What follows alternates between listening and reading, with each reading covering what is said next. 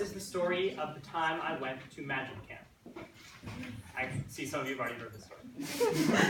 So when I was in middle school, I got really into doing magic tricks. A pretty appropriate hobby for a rather introverted, kind of nerdy middle schooler as I once was. I was okay.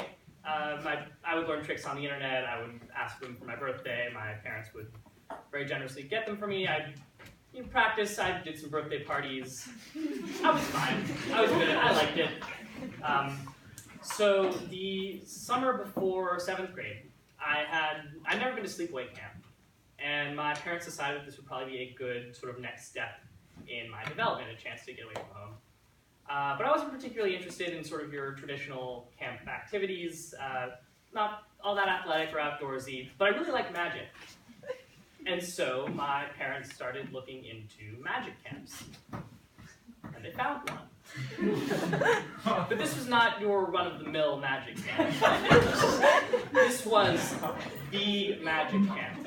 This was the place you went if you wanted to make it as a magician. It was a week-long intensive magic seminar, ages 12 to 20. It was all magic all the time. This was people for whom magic was their entire life. It was what they wanted to do. It was the real-life Hogwarts. This was magic camp. So I was kind of into magic. I was like, yeah, that sounds cool. I will totally go to magic camp. I'm 12. Why not? So we, pack my stuff up and I go off to magic camp. It's this. They have I think David Blaine went there. It's they have notable alumni, and they have world-renowned magic instructors.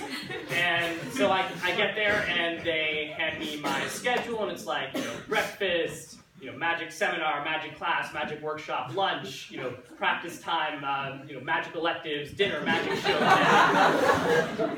And one of the first things I have to do is I have to audition for my placement in magic class. So if you all stand in a line, and everyone gets to do one trick, and I do my trick, and I believe I was placed in the lowest level of magic class, but that was okay. And so it was all fine until my parents left. And then from that point on, I was just absolutely miserable. And suddenly magic camp wasn't all that magical because I was crying all the time, and I was always on the phone with them, and I was really having a bad time. So the council of magicians met to try to discuss what was wrong with this kid who just was not. Why was he not thriving at magic camp? They couldn't figure it out, and we couldn't figure it out. And so eventually, I called my parents. I was like, I can't do this anymore. And so I went home. And that was the point when I discovered that I actually have some pretty bad separation anxiety issues, and that being away from home was something that I was just not. I couldn't do it, and it was going to be something that I was going to have to really work through, and we go to therapy for, and this was going to be something I was going to have to struggle with for the rest of my life. And since then it has been a journey, but I'm in college. I've accomplished a lot of things. Magic camp was the moment when I realized that this was a problem. So when I'm telling the story, I don't like to dwell on the serious part too much because it gets funnier. So about 5 years after my magic camp, after dropping out of magic camp, a friend of mine from high school comes up and he says, "Hey Julian, did you happen to go to Tannen's magic camp?"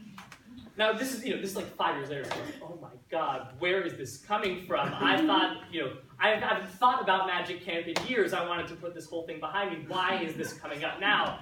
But I was honest. I said, yes, and why do you ask?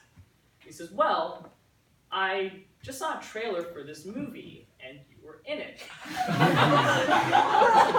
So this is the point where I tell you that I might have been slightly deceptive. I did leave out a little part of the story, and we knew about this at the time because, of course, we had to sign a release form for it. But there were some people who were filming a documentary about magic camp. It was there.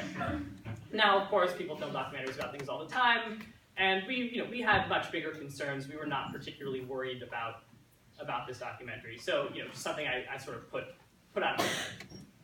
But it turned out that this documentary actually wound up doing fairly well for itself.